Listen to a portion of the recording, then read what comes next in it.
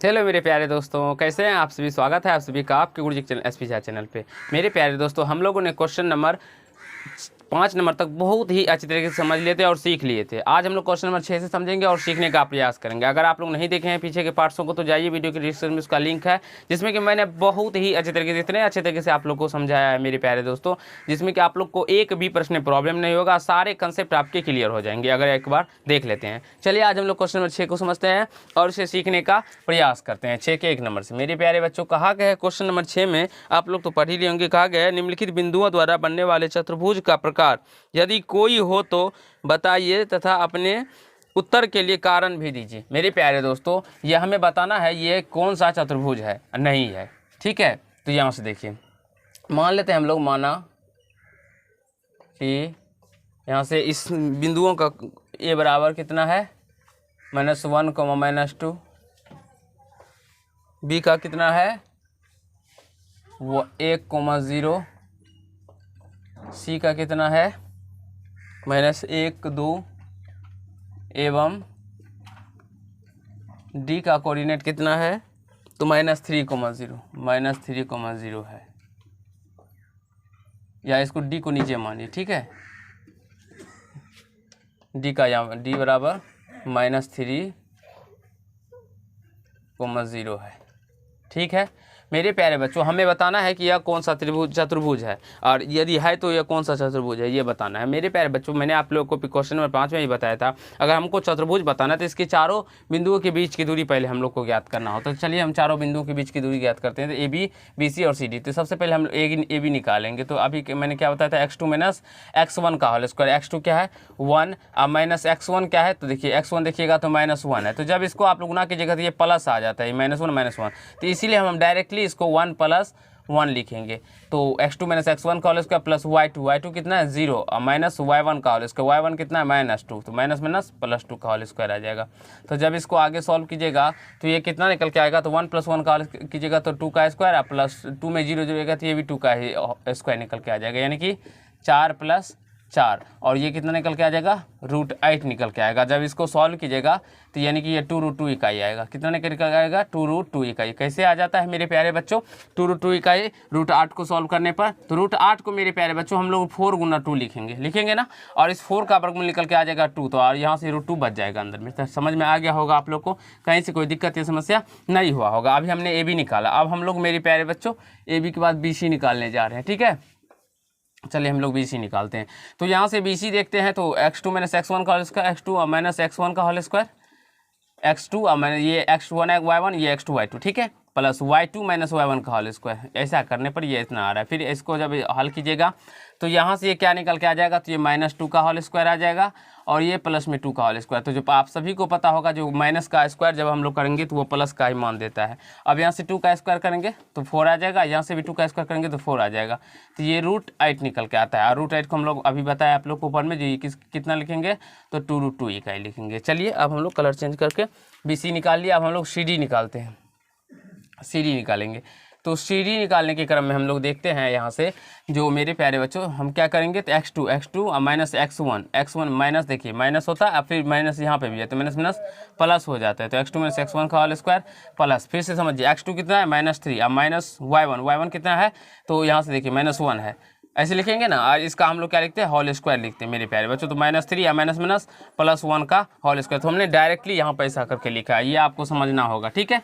तो x2 - x1 का whole square, अब प्लस y2 कितना है मेरे प्यारे बच्चों, तो y2 0 है, 0 - y2 का यानी 2 का होल स्क्वायर। अब यहाँ से इसको आगे सॉल्व कीजिएगा तो ये कितना निकल के आएगा, -2 का होल स्क्वायर निकल के आएगा ना, -3 या +1 घटेगा तो 2 आ जाएगा, और ये माइनस में बड़ा संख्या माइनस में, तो ये माइनस में आ जाएगा। अब यहाँ से भी ये भी -2 का होल स्क्वायर आ जाएगा। तो जब माइनस पे प्लस पावर सम पावर रहने पे वो सेम ही माना था। तो यदि -2 का इसको क्या आ जाएगा 4, यहाँ से भी 4 निकल के आ जाएगा। तो ये √8 आएगा, और इसको हम लोग क्या लिखेंगे 2√2 इकाई लिखेंगे। समझ में आ रहा है बाबू, ये इसको हम इतना लिखेंगे। आई होप आप सभी को यहाँ तक समझ में आ रहा होगा, कहीं से कोई दिक्कत या समस्या नहीं हो रहा। अभी हमने सी डी निकाला, अब हम लोग ए डी निकालेंगे। तो ए डी बराबर क्या, अभी मैंने आप लोग को बताया, फिर x2 - x1 का होल स्क्वायर, ये रहा डी ये रहा। तो ये मान लीजिए ये x2 y2 है, ये x1 y1 है। तो x2 - x1 का होल स्क्वायर, क्यों अब यहाँ पे प्लस क्यों आया, क्योंकि x1 प्लस में है, माइनस में है, इसीलिए प्लस में है, ठीक है। अब प्लस y2 माइनस y1 का, y2 कितना 0 और माइनस y1 कितना -2, तो ये माइनस माइनस प्लस हो जाएगा 2।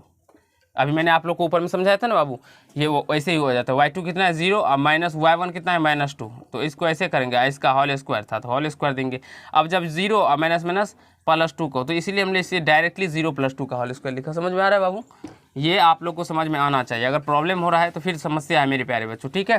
तो यहाँ से इसको जब आप लोग सॉल्व कीजिएगा तो यहाँ से ये -2 का होल स्क्वायर निकल के आएगा और यहाँ से भी ये 2 का स्क्वायर, तो यहाँ से ये कितना निकल के आएगा 4 + 4 निकल के आएगा, क्योंकि माइनस पे पावर सम रहने पे धनात्मक मान आता है। तो यहाँ से √8 और इसको क्या लिखिएगा 2√2 इकाई। अब आप लोग यहाँ से गौर कीजिएगा तो इसके चारों भुजा क्या आ रहे हैं, बराबर आ रहे हैं, तो क्या इसको आप लोग वर्ग कह दीजिएगा? नहीं मेरे प्यारे बच्चों, ये अभी डिसाइड हम नहीं कर सकते हैं जो ये एक वर्ग है या समचतुर्भुज है, क्योंकि समचतुर्भुज के भी चारों भुजा बराबर होते हैं। तो यहाँ से हमें इसके विकर्ण भी निकालने होंगे। तो यहाँ से अगर मान लीजिए ये ABCD एक वर्ग है, ABCD मान लीजिए एक चतुर्भुज है, तो ये इसके AC एक विकर्ण हो जाएंगे बाबू, और यहाँ से BD इसके दूसरे विकर्ण हो जाएंगे। तो हमें AC और BD भी निकालना होगा, तो हम चलिए यहाँ से AC निकालते हैं।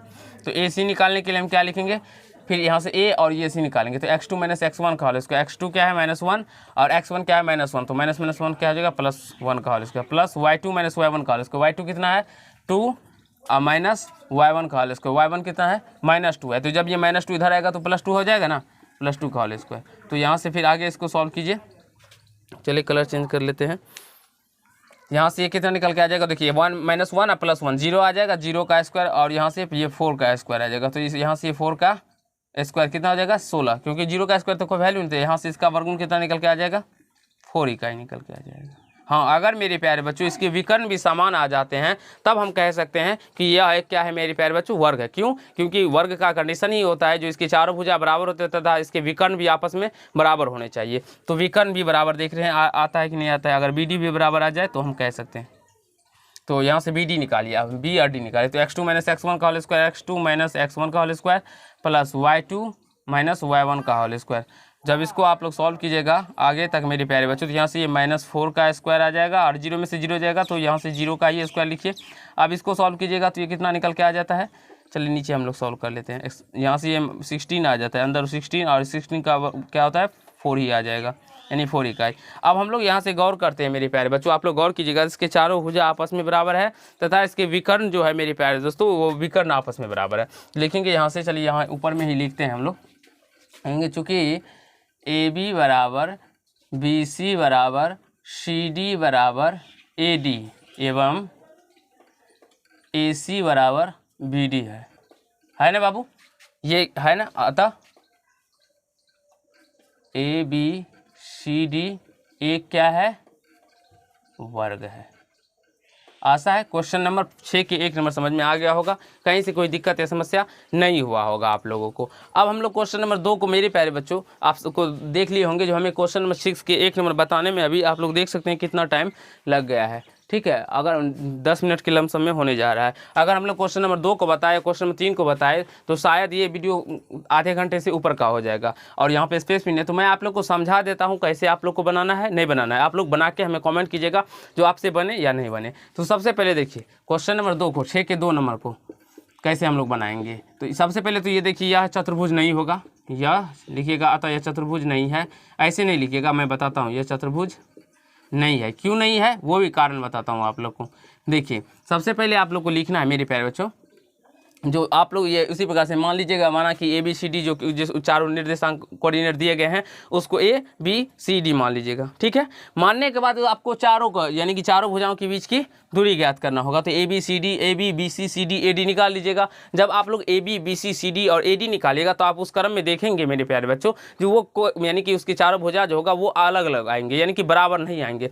तो ऐसा तो हो ही नहीं सकता कोई, यानी कि या तो दो भुजा बराबर आना चाहिए या चारों भुजा बराबर होना चाहिए। किसी एक को तो फॉलो करेगा ही ना, क्योंकि समांतर यानी कि चतुर्भुज के जो गुण होते हैं वो अगर उसको फॉलो करेंगे तभी ना वो तो कोई ना कोई चतुर्भुज के पार्ट्स होंगे। अगर वो उसको फॉलो नहीं करते हैं तो वो चतुर्भुज के पार्ट्स नहीं होंगे। तो इसीलिए अगर वो चारों भुजा अलग अलग आते हैं उसके बाद लिखिएगा चूंकि AB = AB ≠ BC ≠ CD ≠ AD, अतः यह चतुर्भुज नहीं है।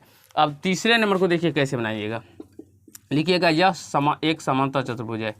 कौन सा? ABCD एक समांतर चतुर्भुज है। कैसे समांतर चतुर्भुज है मैं आप लोग को बताता हूँ। समांतर चतुर्भुज है ये देखिए, जब आप लोग मान लीजिएगा, माना कि ABCD जो उसके कोऑर्डिनेट दिए गए उसके, अब उसको आप लोगों को क्या करना होगा, वहाँ पे AB भी निकालना होगा, BC भी निकालना होगा, CD भी निकालना होगा, AD भी निकालिएगा, ठीक है। और AD निकालने के बाद आप लोग उसको विकर्ण भी निकालने होंगे। तो आप लोग देखेंगे जो आपका जो है यहाँ से AB जो है वो बराबर आ जाएगा मेरे प्यारे, तो CD का, और BC जो है वो बराबर आ जाएगा AD का, ठीक है। आप लोग जब निकालिएगा ना तो उस क्रम में देखिएगा AB बराबर आ जाएगा CD का और BC बराबर क्या आ जाएगा, AD का। तो वहाँ से देखेंगे। अब उसके बाद जब आप लोग विकर्ण निकालेंगे तो विकर्ण जो आप लोग देखेंगे AC वो बराबर नहीं आएगा वो BD के, वो विकर्ण क्या होंगे, बराबर नहीं आएगा। अगर बराबर आ जाता मेरे प्यारे दोस्तों BD के, तब तो यह आयत हो जाता। लेकिन अगर इस कंडीशन में बराबर नहीं आ रहा है तो यह एक समांतर चतुर्भुज हो जाएगा। क्यों? क्योंकि समांतर चतुर्भुज का गुण होता है जिसके आमने सामने की भुजा समांतर हो तथा आपस में बराबर भी होती है। तो इसके आमने सामने की भुजा, जैसे कि हम लोग कह सकते हैं यहाँ से इस प्रकार से, यह एक समांतर चतुर्भुज है मेरे प्यारे बच्चों ABCD। यहाँ से देखिए AB जितना होगा उतना ही CD होगा, और यहाँ से BC जितना होगा उतना ही AD होगा, और ये 90 डिग्री एंगल नहीं होगा, इसीलिए ये समझ। और यहाँ अगर बात करें हम लोग विकर्ण, तो विकर्ण भी समांतर चतुर्भुज के बराबर नहीं होते। तो यहाँ से ये विकर्ण बराबर आ रहे हैं, नहीं ना आ रहे, तो इसीलिए ये समांतर यहाँ से आप लोग लिखिएगा, चूँकि AB बराबर CD एवं कोमा देख लिखिएगा, कोमा BC बराबर AD एवं AC not equal to BD है, अतः ABCD एक समांतर चतुर्भुज है। यह एक आयत नहीं हो सकता। आई होप मेरे प्यारे बच्चों आप लोगों को क्वेश्चन नंबर 6 के 1 नंबर 2 नंबर 3 नंबर समझ में आ गया होगा, कैसे बनाना है, नहीं बनाना है। नेक्स्ट पार्ट में जब हम लोग करेंगे तो क्वेश्चन नंबर 7 से करेंगे और इस चैप्टर को खत्म करेंगे बहुत ही अच्छी तरीके से। अगर आप लोग को समझ में आया हो तो वीडियो को लाइक कर दीजिएगा, कैसा लगा यह कमेंट कीजिएगा, और यदि चैनल पर नए होंगे तो चैनल को सब्सक्राइब करके बेल आइकन को प्रेस कर लीजिएगा, जिससे मेरे हर एक वीडियो का नोटिफिकेशन आप तक पहुँचता रहे। तो चलिए आज के लिए इतना ही, धन्यवाद।